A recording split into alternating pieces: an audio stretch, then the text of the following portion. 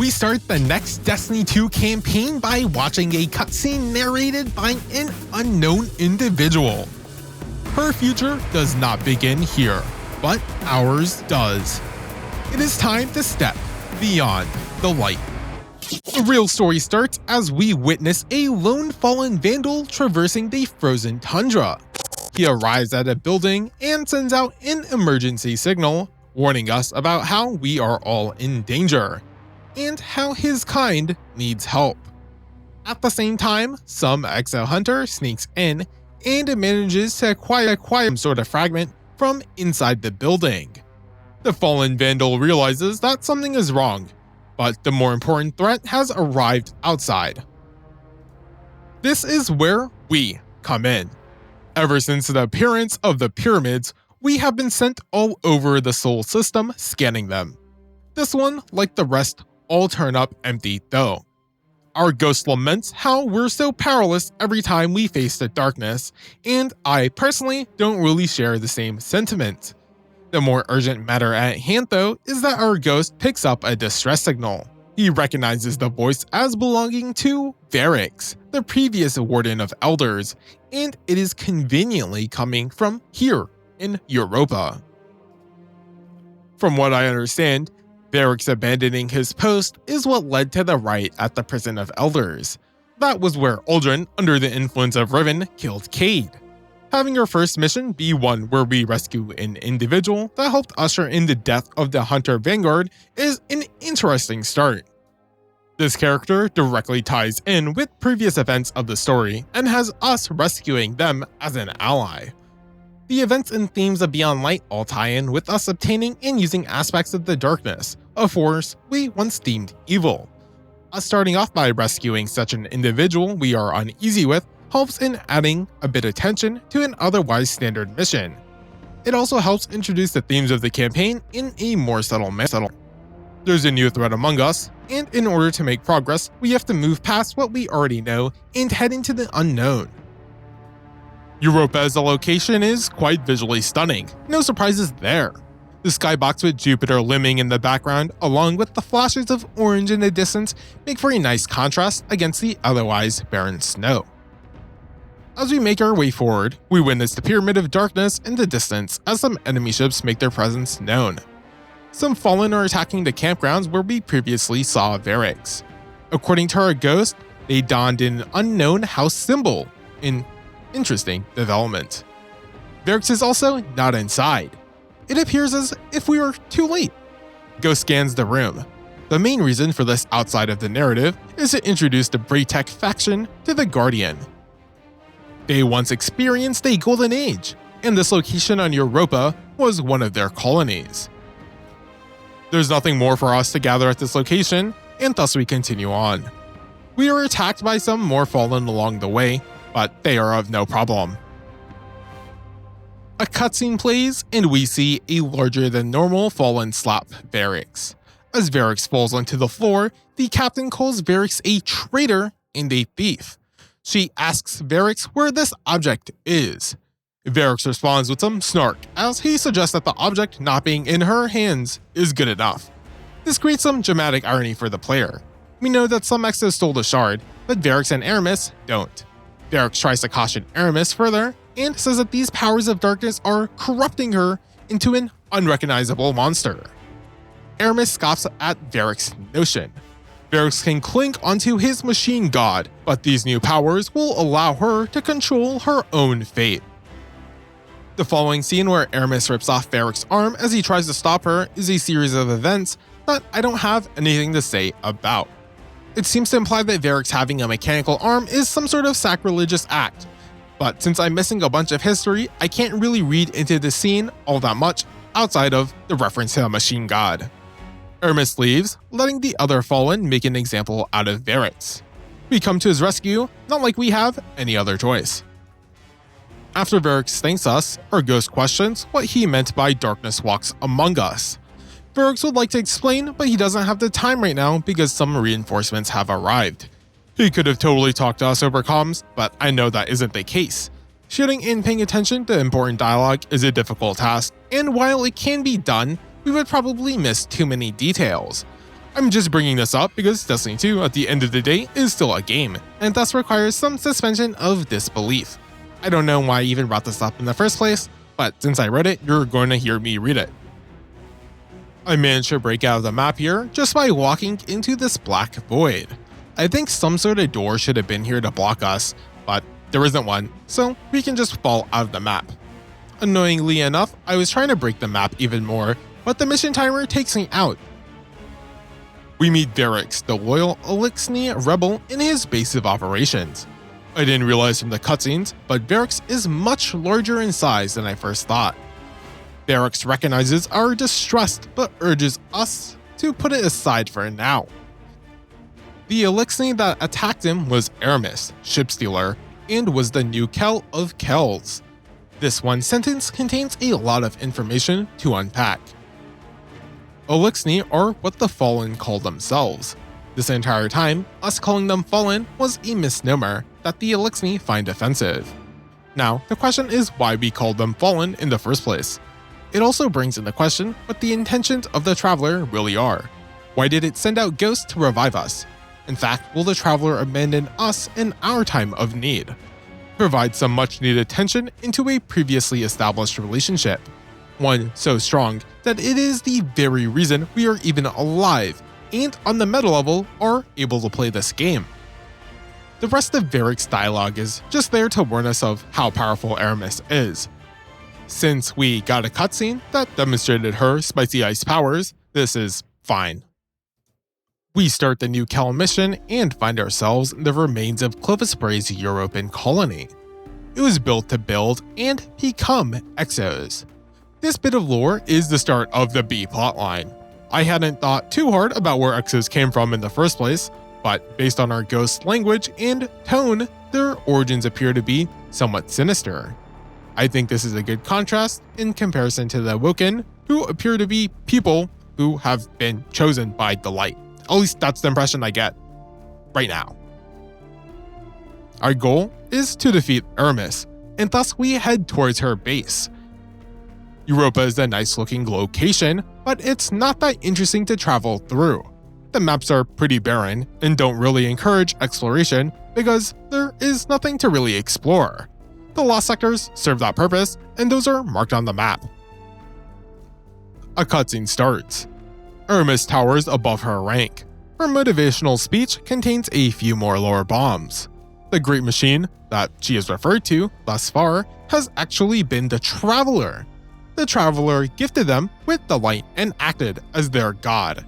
In fact, the Elixni even made the servitors resemble the Traveler. That was actually a crazy fact to learn about, even if it doesn't make any sense for Aramis to tell her people something that they should already know. In fact, this entire speech basically just existed in order to deliver exposition to the player.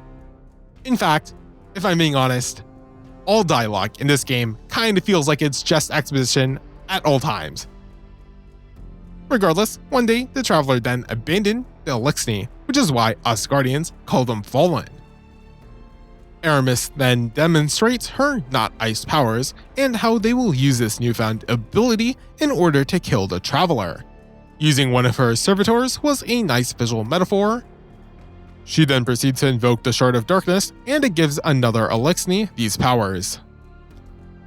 The cutscene ends, and we have to run away.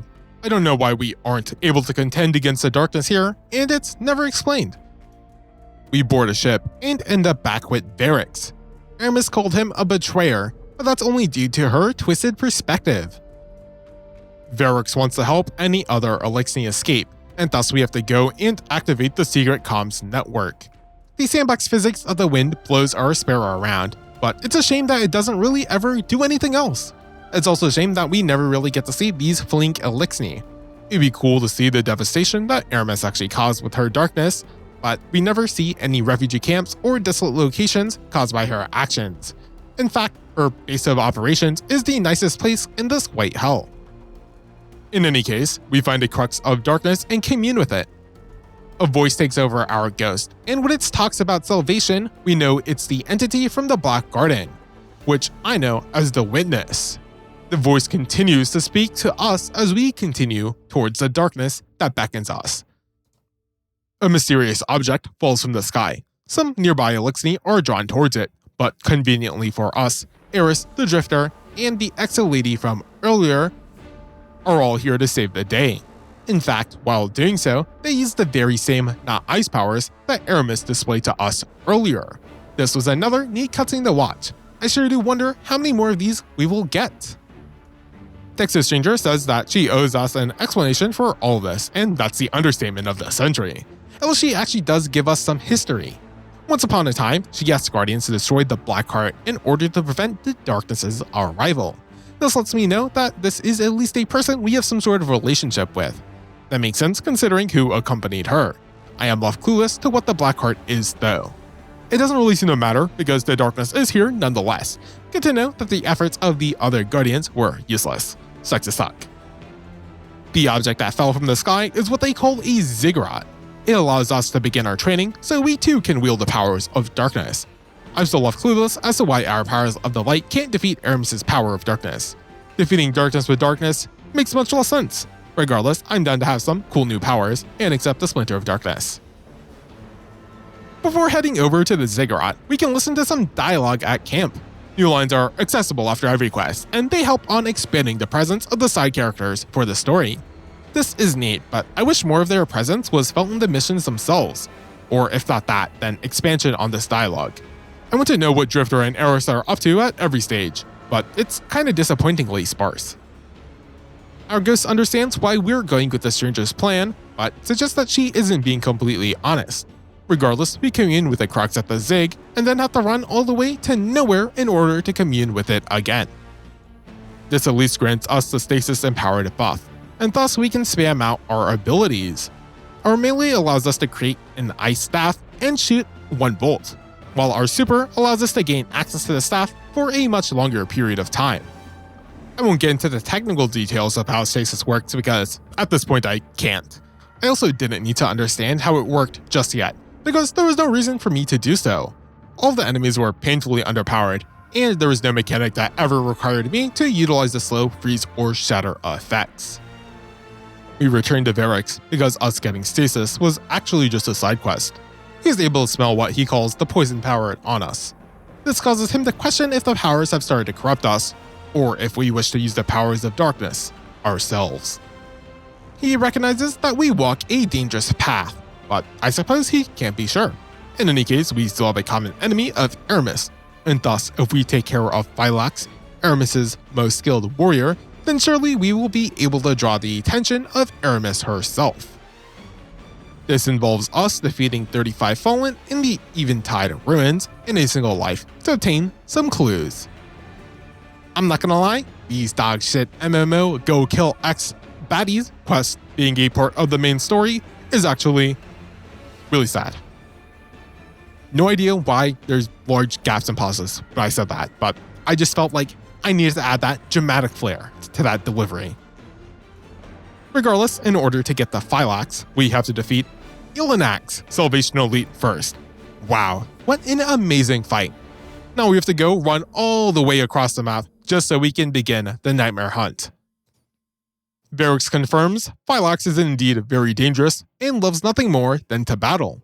It was this line of dialogue that truly scared me and made me regret my actions. Perhaps fighting Phylax was indeed a bad idea. I think we should turn around before, and she said. To be fair, the lead up to this quest wasn't that bad. There was some dialogue that tried to build tension between her and our ghost. Phylax claimed that we are god-dependent. Our ghost doesn't believe this to be the case. However, in a contradiction, ever since we got the Splinter, it feels like it being the ghost feels like it's drifting further and further away from the Traveler. We, as a Guardian, don't really have a character, so using our ghost as a surrogate for the effects of the darkness and trying to sow conflict between it and us is an interesting angle. We return to the Exo Stranger. She confirms that Aramis's presence on Europa is not a coincidence. Thanks for the detail. The Stranger continues and surmounts the darkness is no more than a tool that we can use to bring about a better world. This, of course, brings about the next crux of darkness. This mission takes us to a bright exoscience location deep underground. This location has been spared from Europa's icy expansion and is the first true switch-up in setting. Instead of being in the cold wilderness, we're now in a cold, controlled environment. The ultra-clean and smooth aesthetics attributes itself to being utterly lifeless, just in another way. There's also a lot of cool details in this location. This desk has a Fallout-like bobblehead figure that I instinctively tried to collect. On the desk, there are also a couple of diagrams. One of the mysterious robed figure that we have seen previously a couple of times, and another of a quite suspicious-looking advanced exo model. We return to Varik's, and he's chill with us having the powers of darkness because we're just built different, I guess. He then introduces us to our next foe. Praxis is the visionary mind behind Aramis's technology. If we disrupt his experiments, perhaps we can get at her. This is basically the exact same process as the last boss, so I will skip the boring part. Varix lets us know that Aramis met Praxis in prison, which I assume to be the prison of elders. This line also shows how past events are directly related to the events going on right now, which makes it seem like our actions actually do influence the world around us. I don't have much else to say about this section, aside from the locations where nature versed through. I feel like that's kind of a given at this point though. Aramis molds about the fact that Phylax and Praxis are dead. She must retaliate just like we wanted her to. Aramis suggests that her and Kritis can handle the situation, and thus tells Atrax to return to the crypt in order to prepare the body. Spooky. We return to the campsite and meet up with Commander Zavala. He doesn't know exactly what to say about what we've been up to, but fills us in on Aramis and her actions. Zavala says that he understands what we're doing, but urges us not to stray from the light. Overall, I feel like in this conversation, Zavala comes off a little too calm with what we are doing. He's basically the commander-in-chief of the Guardians and is one of the Traveler's most devout lightbearers. Part of the problem is that Zavala doesn't really come back or make an impact in the rest of the story, thus this whole conversation with him discovering our powers of darkness feels inconclusive. Aramis is up to some shenanigans, and thus we head towards the Cosmodrome. Apparently, this and the new Light quest were added along with Beyond Light due to them sunsetting a bunch of previous content. In this stream, I was shocked that we actually ever interacted with Shahan ever again, but knowing that context cleared this up for me. Funnily enough, we're tasked with killing some Fallen in order to gather intel. Glad to know that nothing has changed. He also gives us the exotic quest for Galahorn, which is one of the best weapons in the game apparently. We're gonna ignore that for a long time though.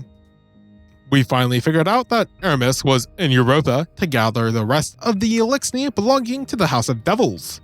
This leads us into getting rid of Barris, the Adamantine. With him taken care of, Aramis can no longer flood Europa with spider tanks. Varik thanks us, but the fight is not over. Europa holds another dark secret. Clovis Ray built a portal that leads directly to the Vex, and Aramis intends to activate it. We of course must put a stop to our actions. This takes us to the Glassway Strike. The portal was initially built to study the Vex, but many Vex managed to escape and take a bunch of innocent lives. Aramis questions Varik's loyalty. She starts off by pointing out how Varik's tortured and murdered fellow Elixni in the Prison of Elders.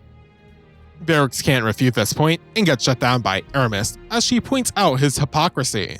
At least the Elixni under her will die for a just cause.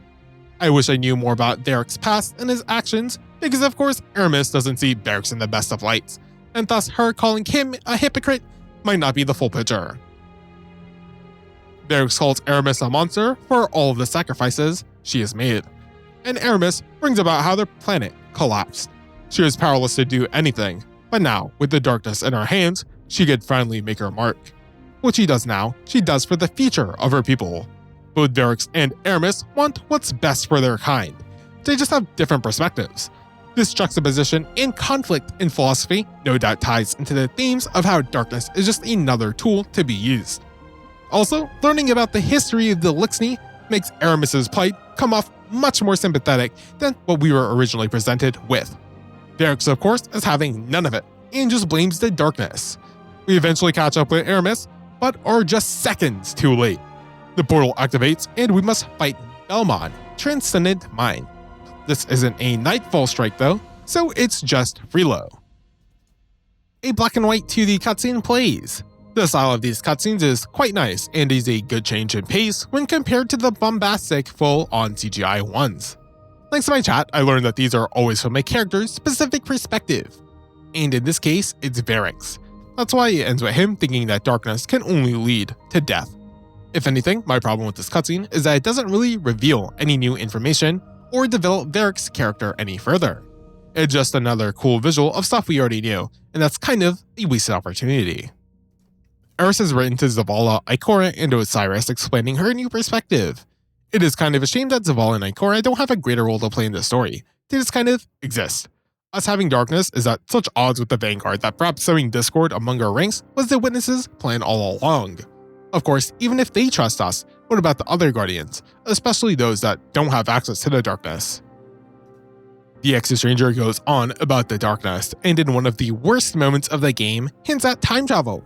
Seeing as I've already played through this, I know what happens next, and so whenever the topic of time travel or any multiverse rears its ugly head, I will just choose to ignore it in order to preserve any stakes I have in the narrative. As we approach the Zig, our ghost is concerned about our use of darkness. Even if we can use it for good, it still goes against the very nature of it, since our ghost came from the light of the Traveler. That's a pretty valid concern, and it's really annoying that our character just doesn't say anything about this. The fact that we aren't able to talk to our ghost or have any dialogue at all really drags down how much of an internal conflict wielding Stasis really is. The fact that there is no gameplay mechanic tied to it as well doesn't make this any better. If wielding Stasis, at the very least, when we were granted it, had health costs or rendered us with debuffs after using it, then that would aid in Stasis actually feeling like a power of the darkness. I understand that they are both paracausal tools that we can use for good, but surely the powers of darkness shouldn't just feel like an extension of the light and have just a little bit of that spice. Besides, the whole storyline is about Aramis not falling into the temptation of wielding Stasis. Why aren't we not feeling that temptation ourselves?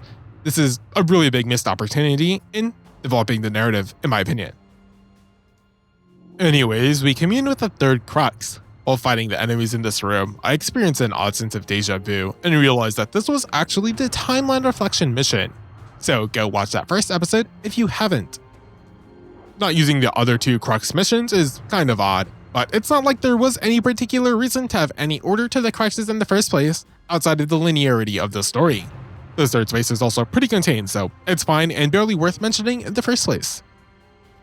Varik is still not vibing with Aramis, and insists that Aramis cannot save the Elixni, and we cannot save Aramis in turn. At the very least, he wants to help his fellow Elixni evacuate. Unfortunately, this is another mission designed to waste your time. The final mission begins, and we can finally hunt down Aramis. We approach her, and after winning the fight, we lose the cutscene. Aramis freezes our legs to the ground, and then our ghost. We have to rely on the darkness and take out our splinter in turn.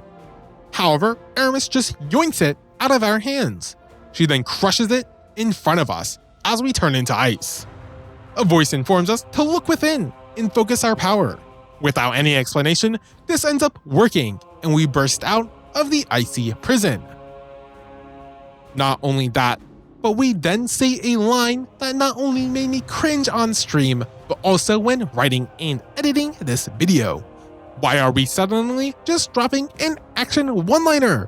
What power did we even harness to break out of the ice? We broke out, but how did our ghost get unfrozen? Why does this scene exist? In any case, this fight is piss easy, especially since we're stasis empowered. Like seriously, this was embarrassing for our final boss. We don't even kill Aramis, she just turns into a stasis statue. Since we don't shatter her, she technically isn't dead, and can easily come back. She just needs to harness the power within herself. That's right, we've gone past the need for the power of friendship, and have hit the cultivation grind set with our own personal power maxing. We return to the Exo-Stranger, and then she says some more dumb shit about coming from another timeline that I'm just gonna completely ignore. Our ghost has some more words to say about us using the darkness as we approach the Zig though. Once again, I would love to have a further discussion with our ghost and what it means to use the darkness. Regardless, we commune with the final crux and are transported into the pyramid. We ascend the stairs and witness a statue of the ominous hooded figure once more. This is where we Embrace the darkness within, a ritual I participate in every night. Our first darkness subclass is now accessible, and we can become a Shadebinder. We return to the Exo Stranger, and she reveals her secrets by giving us some more details about her past. She also gives us the Pulse Rifle, No Time to Explain. This is a reference to Destiny 1, as she was the infamous character who said that she doesn't even have time to explain why she doesn't have time to explain. I vaguely remembered this in the moment, but upon rewatching the clip, it clicked into place. I can't believe it took her 6 years to finally explain herself, but here we are. Unfortunately, we don't even get too many more details about her or what she's been up to. Seriously, the lack of a dialogue system really handicaps the narrative's potential. This is the end of the main campaign, although there are some post-campaign activities for us to attend to. Nothing else really happens in the stream, though. But I did learn about Xur and his website, wherethefuckisxur.com. Originally, this video included all of the Post Beyond Light content and my activities during so, but due to wanting to finish the Witch Queen campaign and script, I didn't go into too much detail in these sections. Having to play so much of the game during these past 10 days took up most of my free time, and thus I was unable to finish the Witch Queen script. However, since I'm not really tied to any tight deadlines anymore, I decided to cut this weaker section and expand upon it. With this, I'll have an additional Post Beyond Light video that leads directly into the Witch Queen episode. Subscribe so you don't miss out. Stay tuned for my stream for the final shape because, that's happening in a couple hours, bro, when this video releases. And good night.